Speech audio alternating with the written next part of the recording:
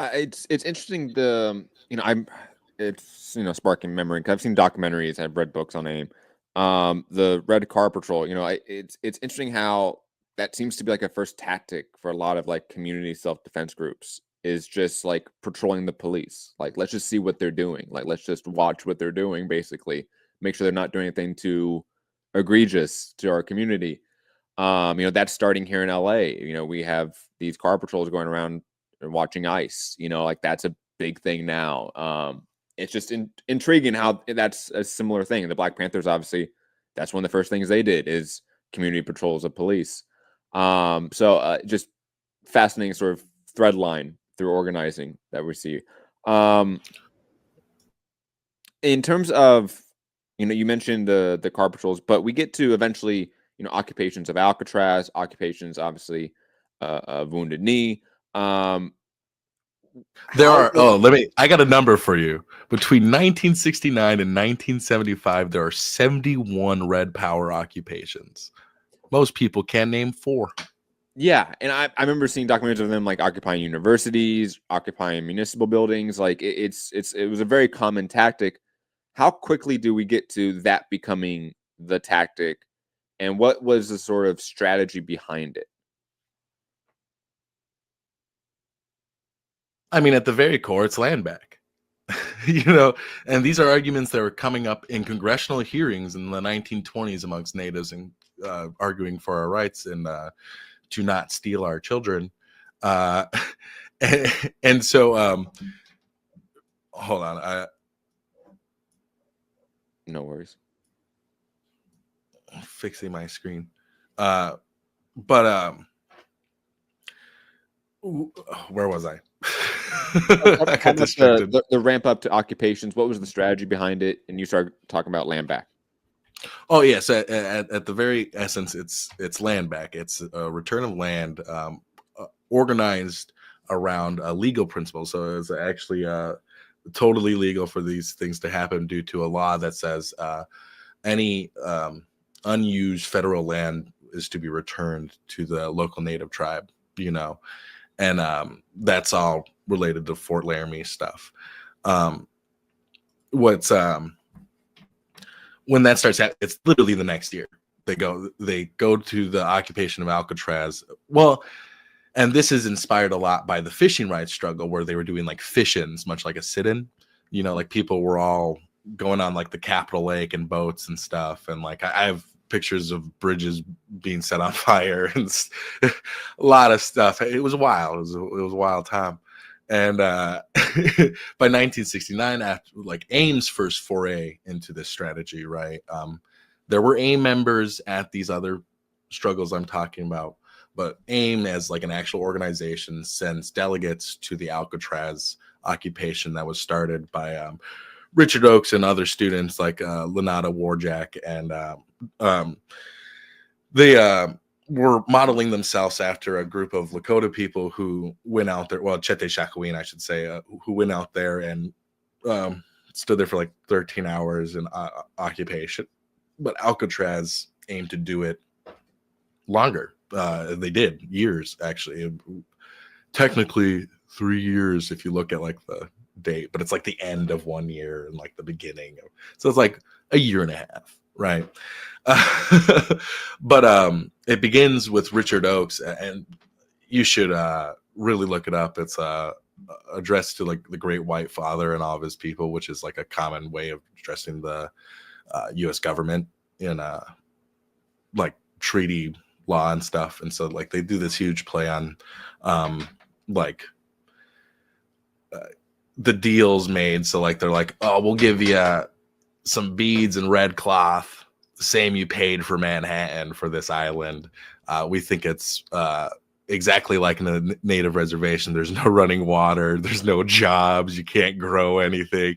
And they list off the issues for you, you know, and they're like, here we want to build a Statue of Liberty that truly shows what being American means, at least to the people who they now occupy. And so it'll show the conditions that natives still find a way to thrive in, you know. And so they aim to make a university there. And Creedence Clearwater Revival donates a boat. Uh, Weird. There's a lot of different stuff. There's a pirate ship that like takes them out initially. Like Richard Oakes jumps off the side of a pirate ship, swims over there, and so like what's very interesting to me is where people commonly died swimming away from the island, somebody lived swimming to it. You know, just poetically beautiful there. And you know, they come back under the cover of night and they hide, and then in the morning they kick the dudes off and they claim the island is theirs. And so there's like a radio station that comes out of the what's Pacifica Radio, is that their name? KPFA? Yes, I believe so. I believe it's okay. Yeah, so they help set up a radio show with John Trudell. And so that's like where we see John Trudell get introduced to the story. You know, like if we're looking at it from a historiography perspective. But AIM sees this and they take it back with them to Minneapolis and they occupy Fort Snelling in 1970. And then in like 1971, you have the occupation of the Winter Dam, which is like I mean, today when we look at like the Klamath Dam removals, right? This is the legacy. You know what I mean? Like this is like it all goes back to, you know, then, and they were just supporting Native people in a struggle that they just needed, you know, a more militant attitude towards it. And so they start taking guns to these places. They start, you know, vandalizing, you know, they participate in many different strategies that are more for show, you know, and it works. They're dressed the part, you know. They one of my uncles, and you know, if you meet him, you'll be like, that's a native. That guy is native as fuck. And he goes, yeah, when my little brother came back with my dad and they were down in Pine Ridge, he said, there's real Indians out there. It's like, you are a real Indian. What do you mean? But yeah, so they dressed the part, you know, they looked like what the media wants to present. It was a little bit of a pageant, right? To get the issue out there and get attention on stuff. And so like with Fort Snelling, it's a very brief occupation of an old Navy base that was mostly used like in the War of 1812 and shit. Like when there was naval battles on Lake Superior. Like that's crazy, right? I don't know. That's one of those things that I'm like, wait, what? But yeah, so like they occupy a Navy base. They occupy there was an occupation of a Nike missile site. Like there's so many interesting 71, like I said, from well, and obviously not all 71 happens in this first 2 years or whatever. But by 1970, there's the National Day of Mourning, like I mentioned, right? And so there's a group in New England that was called NACOB at the time, the Native American Indian Council. The New England American Indian Council of Boston or something like that. Anyway, they're now UAIN, United American Indians of New England. And they're putting on this protest because this man, Wamsunta Frank James, he was invited to give this speech at this, it was like a bicentennial celebration of the Mayflower. So they built a Mayflower replica that was going to set sail and come into port, blah, blah, blah, blah, blah. And they wanted an Indian to come give a little show, you know, look at us, pilgrims and Indians, just like back in the old times, you know, that kind of deal.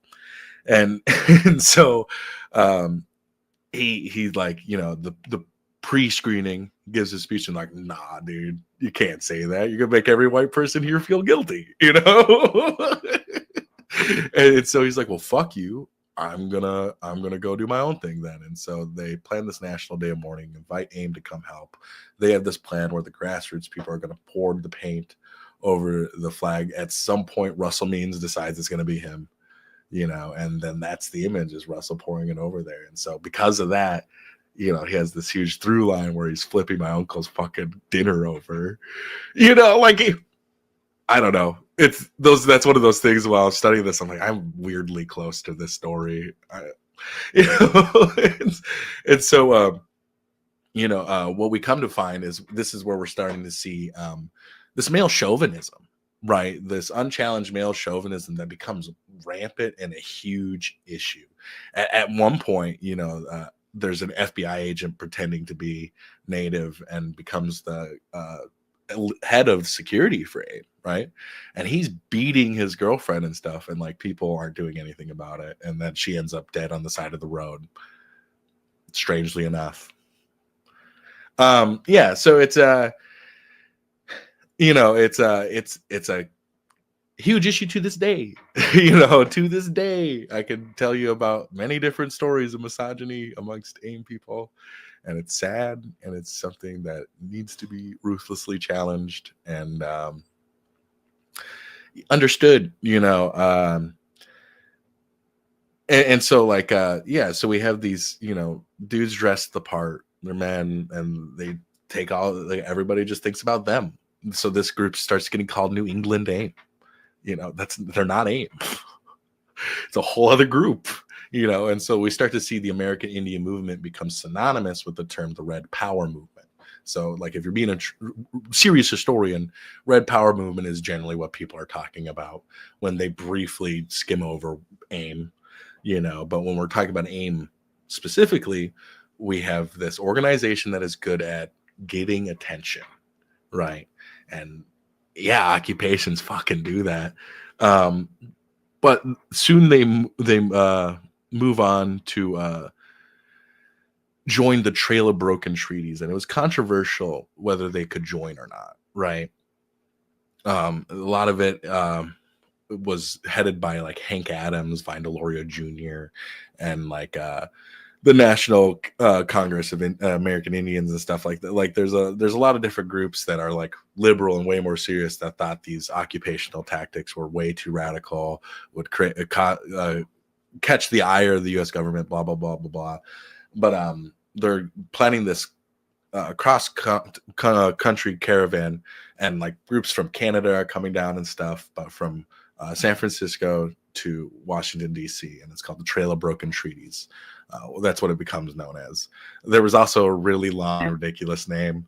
I can't remember it off the top of my head, but there's an episode I did with Nick Estes forever ago where we make a joke about it. Like imagine that on a bumper sticker, very funny. But this caravan stops in Minneapolis, and this Congress is formed where they develop what's called the 20 points of the Trail of Broken Treaties that basically lay out the bare minimum concessions that need to be made in order for healing to start, like reconciliation to begin. And this is, of course, before the Truth and Reconciliation Commissions and stuff. But like, this is like part of the onus of it, is groups like this coming and doing these huge nationally publicized things that when they get there, right, they were promised housing, meetings, blah, blah, blah, blah, blah. And then they just get, I don't know what the word is, stonewalled by the Nixon administration, and end up sleeping in like churches with like rats in the basement. And like, there's women and children and like elderly people, and like, you need heating, a bunch of different issues with making people sleep in the basement after they came across the entire country. So they go into the BIA and they're like, hey, the fuck, and then they just don't leave. Like it wasn't supposed to be an occupation. There was no real strategy to it, but they just stay, right? And they just keep coming in, and they keep coming in, and eventually it's like there's too many of us for you to do anything. And so then they kick people out there. There's a picture of them putting a little guy in a headlock. It's fucking awesome. But the DC police start hiring people real quick to get like a show of force, right? And the Black Panthers take those jobs, and we're like, dude, don't worry. Most of us are Black Panthers. We're not gonna do anything. We're just taking their money, Genius. And then they're like, hey, you want like dynamite? And so they say no, but instead they come up with this plan to pour gasoline and like major points. And like when asked about it from the news, they're like, well, let's just say we're smoking cigarettes on the roof now.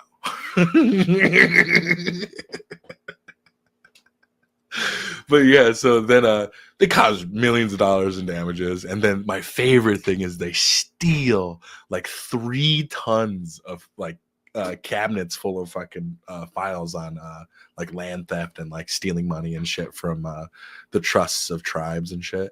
It's very fat. Like these are documents that to this day can be read and are in the hands of very specific groups because they all went back to the tribes they were supposed to go with, because this is a caravan, right? And so like at the end of this, you know, they're like loading this shit up. They're like, keep it on the down low. And then they get a briefcase full of money from the Nixon administration, which is the most Nixon thing to do. Here's a briefcase. Get the fuck out of here. And so they're just handing out that cash, dude. They're just, and it's all gone. And there's not enough for everybody to get it because they were not, you know, being diligent with budgeting. They're like, how much do you think you need? Here you go. You know, but everybody ends up getting home one way or another. And these documents, like to this day, still exist and can be read, and that's why you should get to know local peoples, because you might get to meet somebody who has knowledge of these things, and it's kind of like an interesting piece of history to be able to look at, you know. But what we see here is this occupation is primarily galvanized around like martyrs of the movement, which would be like Raymond Yellow Thunder, who's killed by this white supremacist summer camp counselor. And like whether he picked the fight with the guy or not doesn't matter. He's murdered by a white supremacist. Okay. And then the murder of Raymond Yellow Thunder in 1972, which is obviously after this Washington, D.C.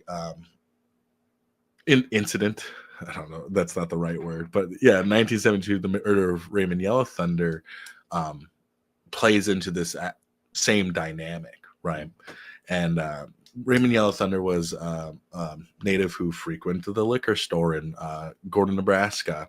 And Gordon set up their liquor stores, so it's the closest to the reservation, so natives can come in and then leave and not go into the town.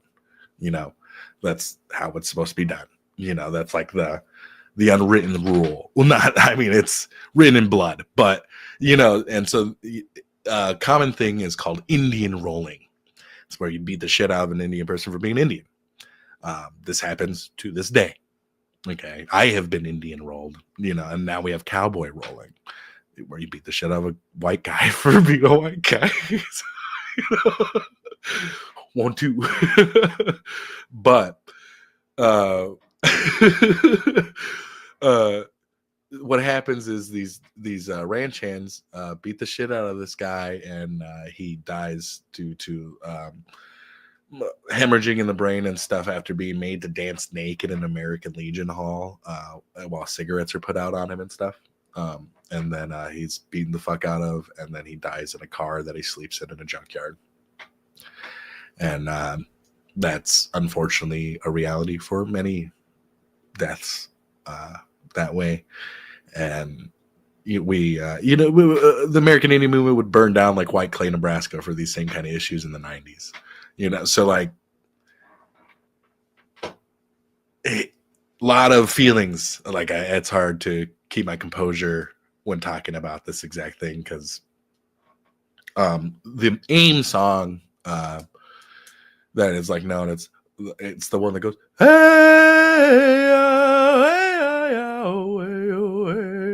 that one's called the Raymond Yellow Thunder song, actually.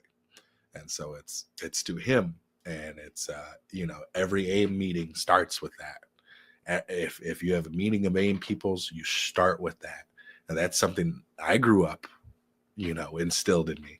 You know, I can sing that entire song. It's the first song you learn, you know. It's really important when talking about this and the organizing I do. And you know, his murder and then the later murder of Wesley Badhart Bull will lead up to the famous Wounded Knee occupation 1973. But first, we're going to have the Custer riots, where they burned down the Custer courthouse. It's a pretty interesting fucking thing because I have it on video.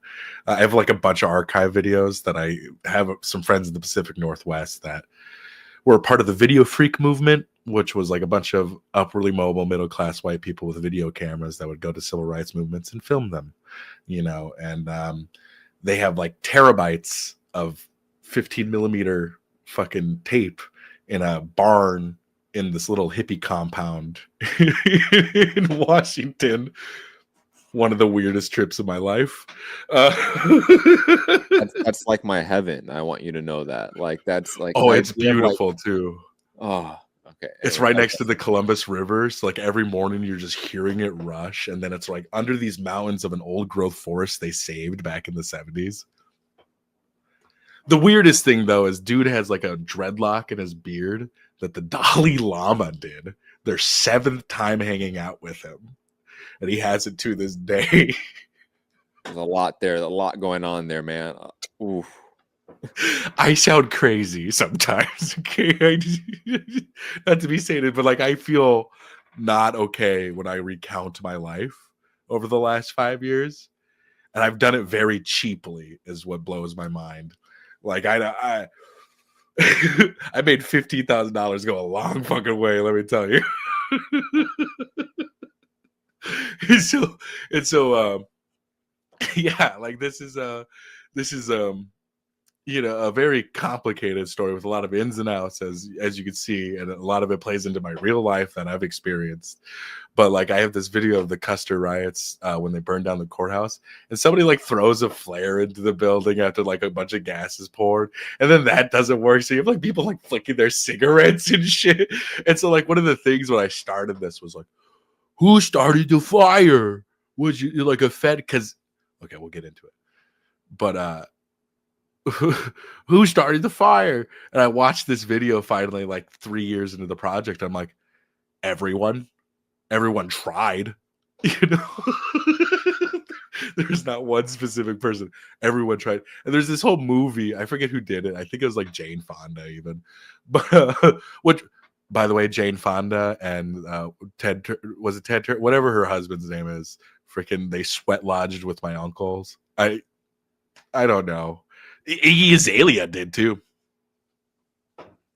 Like, there's a lot going on here that I'm trying to. White people be weird. But yeah, so like Stephen Fry, that dude, like my uncle had to drive him home naked one time. Yeah. But yeah, so very interesting connections. But yeah, in the movie they have this guy in like a white coat that disappears and like leaves his baby mama on the res or whatever, and that's like a common issue, right? It's like these AIM dudes came, they, you know, took advantage of a lot of people and then leave, you know, never to be seen again. And now we just deal with the aftermath of Wounded Knee and stuff. And not only that, like you have like the testing of like Agent Orange on the reservation at the time. So there's like a considered effort to destroy traditional food structures because they're located in like the riverbeds, which happen to be where the traditional people were seated in like their places of power, if you will. That these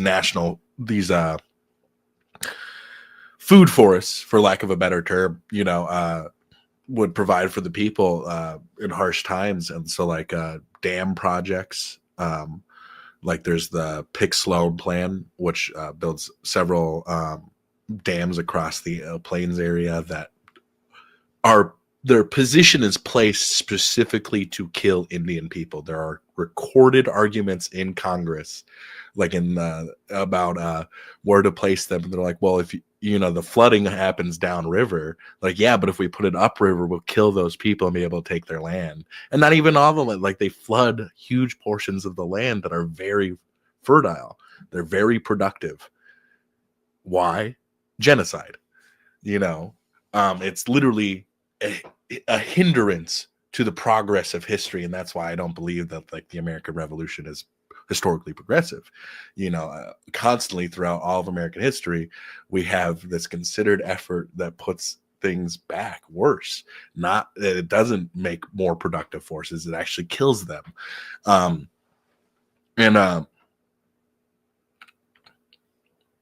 those are some conditions I left out, and plays into like why trade unionism like always goes into reaction here, but there's a lot of lessons to be learned there. That's why I'm bringing it up. But this all leads to like a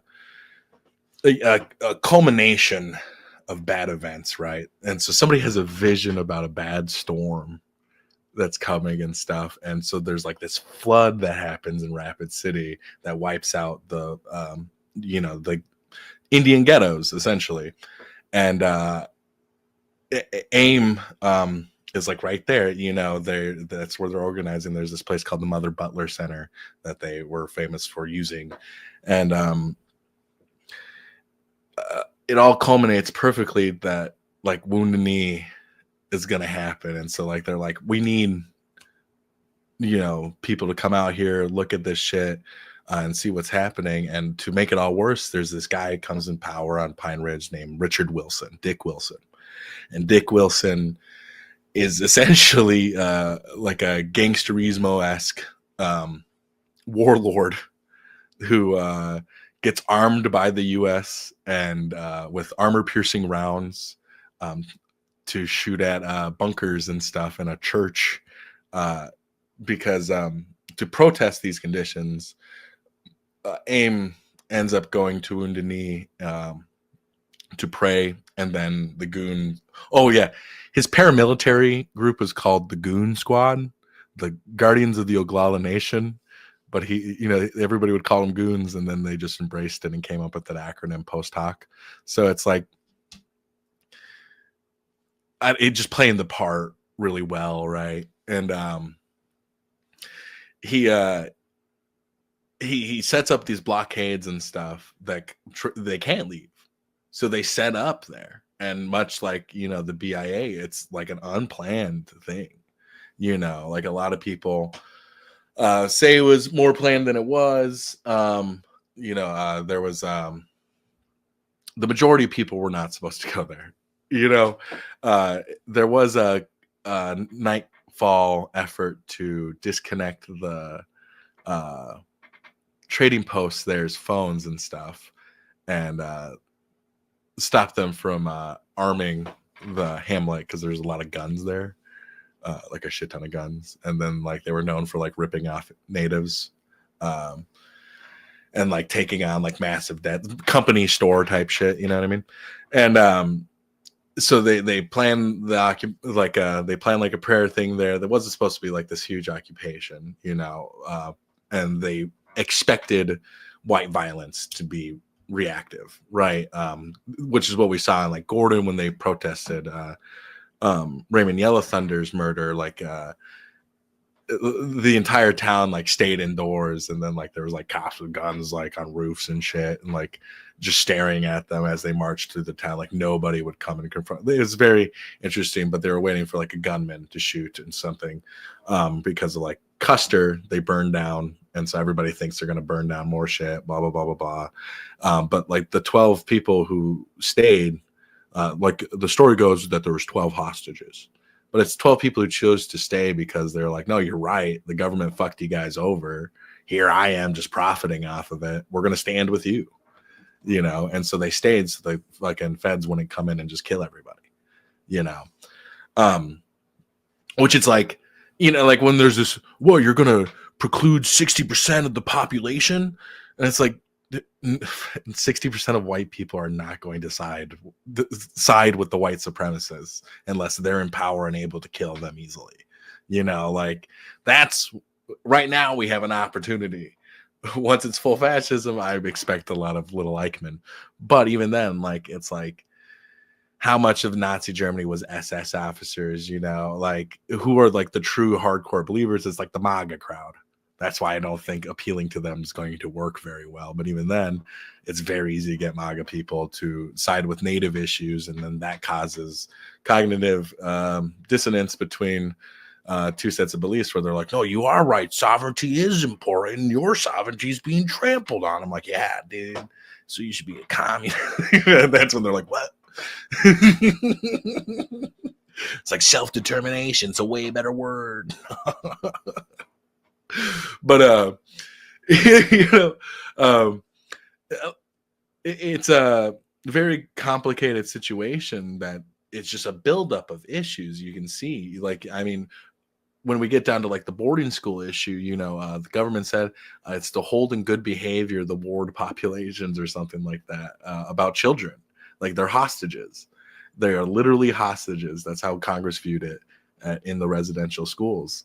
And, you know, at those early land back, you know, discussions with the government, you know, at the end of it, they once they signed away our rights and became citizens, basically.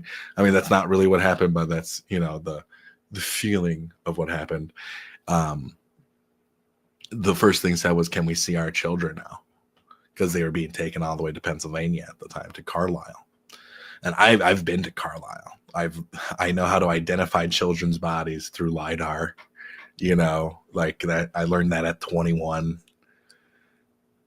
It's sad. It's really sad to be able to go across the country and then look at residential schools and boarding schools and go, oh, that's where they buried them, huh? You know, like it's like my aunt was in boarding school. Like they locked her in a basement for being bad and made her sleep there overnight and stuff. Like it, and in that same basement, the story goes, that's where they'd burn bodies. You know, at a certain point, they just started burning bodies